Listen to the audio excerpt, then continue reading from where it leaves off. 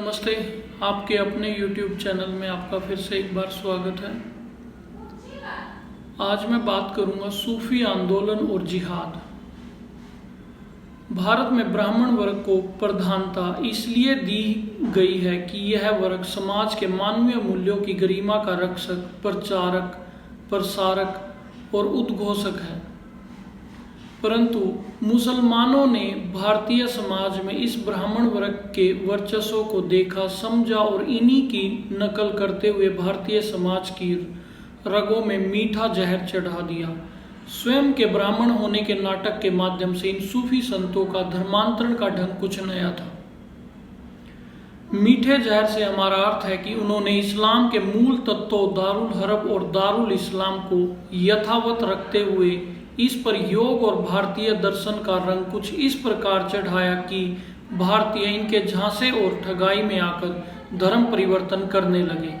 इस प्रकार के धर्म परिवर्तन को स्वेच्छा से किया गया धर्म परिवर्तन हमारे साम्यवादी इतिहासकारों ने उल्लेखित किया है। इस प्रकार से इस्लाम और हिंदुत्व के निकटता के रूप में प्रतिस्थापित कर इस्लाम का भारतीय संस्कृति पर प्रभाव के रूप में प्रस्तुत किया गया है। इसी तथाकथित इस्लामिक प्रभाव से भारत में साझा संस्कृति का राग अलापा गया। ऐसे प्रयास वस्तुतः बौद्धिक चाल है, ठगाई और विभ्रम मात्र है।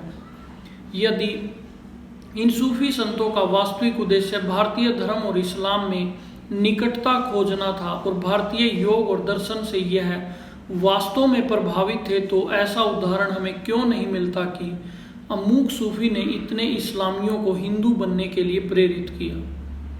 अमूक सूफी ने इस्लाम के अत्याचारों और धर्म परिवर्तन के कुकृत्यों को मानवता के विरुद्ध मानकर अपना धर्म परिवर्तन करके उसने हिंदू धर्म स्वीकार किया। अथवा अमूक सूफी के द्वारा इस्लाम की विकृतियों पर विचार करने हेतु अमूक समय पर अमूक स्थान पर धर्म सभा आहूत की गई।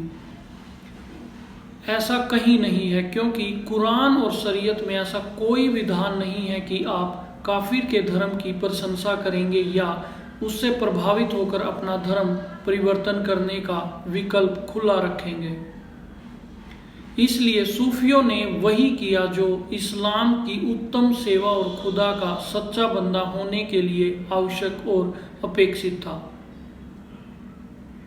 अलाउद्दीन खिलजी द्वारा देवगिरी विजय के पश्चात वहां पर जो सूफी संत गए थे, उन्होंने तो युद्ध में भी हिंदू वध करके भी इस्लाम की सेवा की थी। इतिहास में ऐसे अन्यतर उदाहरण आपको मिल जाएंगे। अतः जो लोग ऐसा सोचते हैं कि सूफी संतों, फकीरों और पीरों ने भारतीय धर्म से प्रभावित होकर उसी के सिद्धांतों को प्रचारित और प्रसारित किया, वह लोग गलती पर हैं। ऐसे तथाकथित बुद्धिवादी ही इंडो अरब संस्कृति की बेतुकी अवधारणा को प्रतिपादित करते हैं। ऐसे सिद्धांत के प्रतिपादन के पूर्व यह लोग यह भूल जाते हैं कि दोनों संस्कृतियों में जमीन आसमान का अंतर है। भरपूर प्रयासों के उपरांत भी शरीयत के कानून और वैदिक सिद्धांतों में परस्पर तारतम्य स्थापित नहीं किया जा सकता। जहां मौलिक मतभेद, वहां विभाजन की यह रेखा तो दूरी उत्पन्न करती है, बनी ही रहेगी। यह अकाट्य सत्य की अपेक्षित करते हुए भी कुछ मूर्खों ने भारत में अनेकता में एकता का बेसुरा राग अलाप रखा है। अनेकता तब तक कायम है तब तक एकता का होना असंभव है। अनेकता में एकता के गीत गाने वाले तथाकथित बुद्धिजीवी सूफी संतों का उदाहरण देते हैं कि किस प्रकार उन्होंने दोनों संप्रदायों में एकता स्थापित करने का प्रयास किया।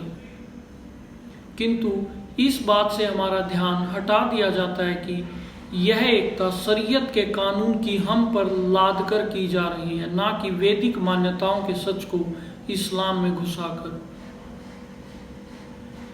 असल में सत्य बात तो यह है कि सूफी लोगों ने भारतीय जनमानस की इस दुर्बलता को भली प्रकार से समझ लिया था कि यह लोग संतों महात्माओं के चमत्कारों से भली प्रकार से दृढ़ आस्था रखते हैं। साथ ही अनेक भगत भी सच्चे मन से मुसलमान बनने में देर नहीं करते।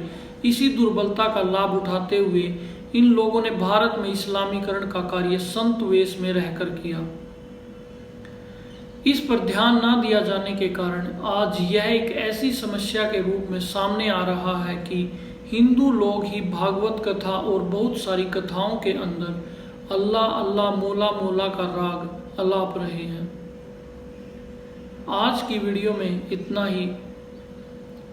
चैनल को सब्सक्राइब, लाइक और शेयर और कमेंट करना ना भूलें। धन्यवाद।